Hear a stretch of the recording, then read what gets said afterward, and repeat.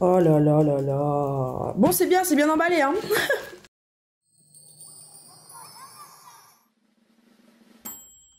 J'ai déballé le colis en lui-même. Maintenant, je vais ouvrir ça. Oh, j'ai trop peur de mal ouvrir toujours, ou bien d'abîmer le paquet, ou... Sealing tape, remove liner to expose adhesive. Ouais, c'est ça que je veux, moi. Oh là là là là. Bon, c'est bien emballé, hein. Voilà, on y est. Enfin, il a ma main forte, hein. Tadam.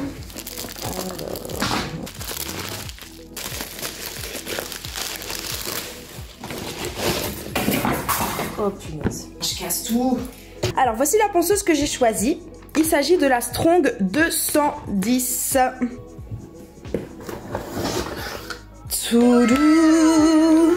Oh là là les filles, je suis tellement contente d'avoir une nouvelle ponceuse. D'ailleurs je vous ai pas montré l'ancienne ponceuse que j'avais, mais je vais vous la montrer après. Donc là dans le paquet on a le petit fascicule comme d'habitude.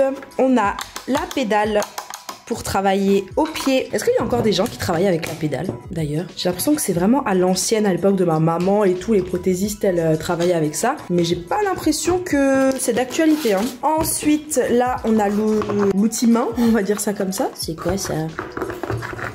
Quoi ce truc? Je sais pas ce que c'est. Vous avez vu que j'ai toujours pas refait mes ongles, hein. Mais justement, je les ai pas refaits parce que j'attendais d'avoir ma ponceuse. Que vu que j'ai du gel et là j'ai du semi-permanent, bah ça me permet de la tester sur moi en ayant la sensation que ça fait en fait. C'est pour ça que j'ai pas retiré. J'aurais eu le temps hier mais j'ai pas voulu. Voici la bête, on va dire. Donc ça c'est l'outil main. Oh, il est assez lourd, hein. Waouh! Comparé à ça, waouh! Mais il fait le double du poids, hein. Honnêtement, il fait le double du poids. Je pense que sur internet ou même peut-être dans le fascicule, je vais pouvoir vous trouver le poids de la pièce à main. Ouais, je pense que je vais devoir m'habituer un moment parce qu'elle est lourde, hein. En tout cas, plus lourde que l'autre. Voilà. Et voici la bête. Donc voici la bête.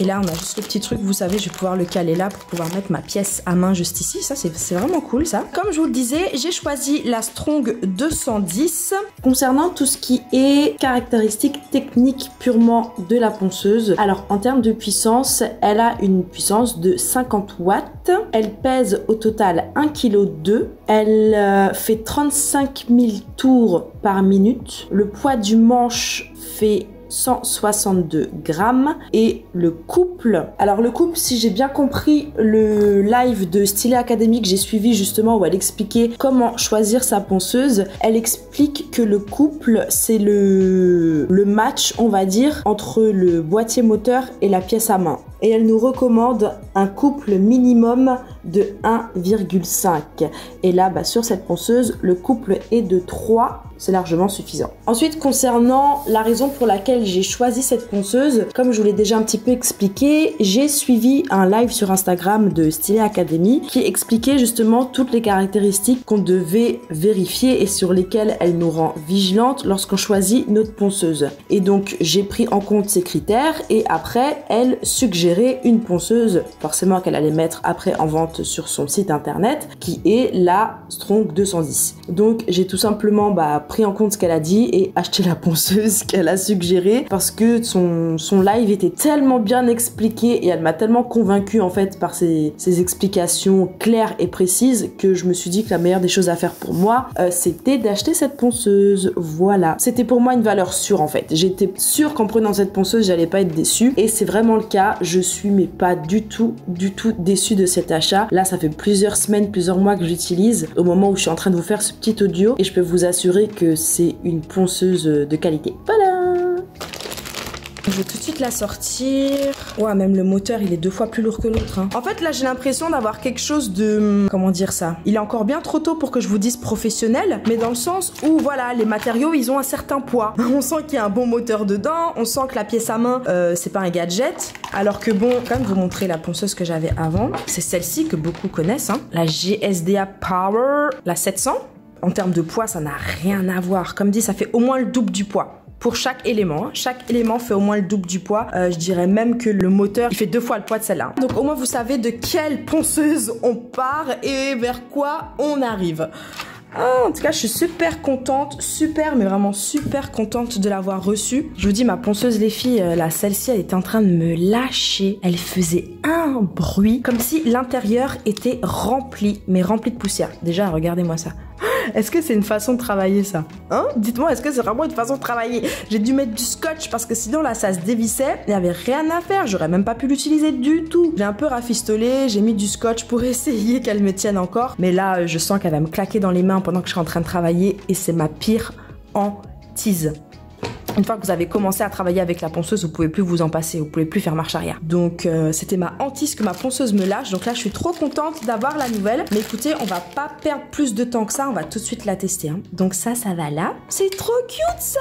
Bon c'est cute et c'est pratique hein. En plus je crois que je peux bien le caler. Donc ensuite au niveau de la prise, rien de particulier. Vous avez le branchement qui est juste ici. Au niveau des connectiques, donc comme dit, vous avez le branchement qui est juste ici avec une prise tout à fait classique. Là, vous choisissez si vous voulez travailler à la main ou au pied. C'est écrit foot compte, donc si vous voulez brancher la pédale, ça se passe à l'arrière. Par contre, du coup, si vous voulez brancher l'outil main, ça se passe devant. Voilà, et on n'oublie pas de mettre end derrière. Donc en fait les filles, on va tout de suite l'allumer, on va tout de suite la tester rapidement. Donc j'ai pris un embout emery pour vous montrer.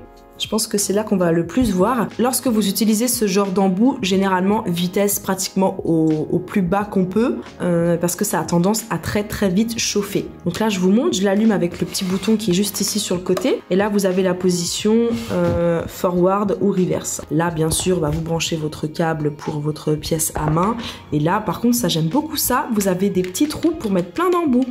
Et ça je trouve ça vraiment cool. Donc ce que je voulais vous montrer c'est que même à vitesse très basse, il y a quand même une vibration qui fait que je suis obligée d'augmenter un petit peu la puissance de la ponceuse pour pouvoir utiliser un embout emery. Par contre, ce qui est intéressant de voir aussi, c'est que vous allez voir que elle va tout de suite se mettre à tourner. Je suis pas obligée d'être à ce niveau-là pour commencer à avoir une vraie rotation. À partir de là, elle commence déjà à tourner, quoi. Donc, ça veut dire qu'elle commence très bas pour terminer très haut. Donc, je vous montre, là, je l'allume. Ça, c'est le minimum. Donc, c'est très lent. C'est certainement pour ça aussi. Mais on va dire que c'est un mal pour un bien. Parce que du coup, vous pouvez être très précis dans la puissance la vitesse que vous choisissez de mettre. Mais là, c'est bien trop bas pour qu'on puisse utiliser ça sur ongle naturel. Est-ce que vous vous rendez compte du gauche-droite que ça fait? C'est pas une rotation qui est lisse, en fait. Voilà. Et ça, sur l'ongle, c'est pas super agréable. Donc, il faut la mettre un tout petit peu plus fort.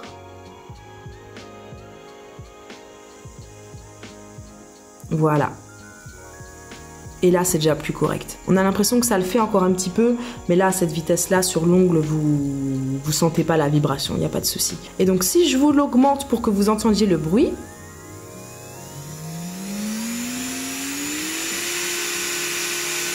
là, on est à moitié. J'ai l'impression qu'avec un autre embout, ça fait un autre bruit.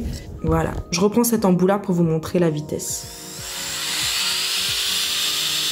Voilà. Ça, c'est lorsqu'elle est à fond.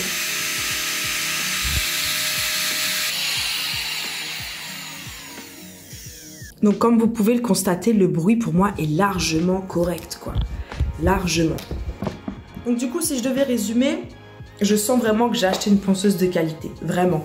Par contre, je l'ai payée. Elle est aux alentours des 200 €, la ponceuse. Je l'ai trouvée donc sur le site de Stylet Academy et je l'ai aussi trouvée sur Amazon, sachant que sur Amazon, vous avez la possibilité de payer en plusieurs fois. C'est à prendre en compte quand même parce que des fois, ça peut sauver, hein. C'était la petite parenthèse que je voulais vous faire sur la ponceuse. Si jamais vous avez d'autres questions un petit peu plus précises ou que vous voulez voir des choses vraiment précises avec la ponceuse, dites-le moi et soit je l'incorporerai dans le prochain vlog, soit je vous ferai une petite vidéo zoom sur ce que vous m'avez demandé.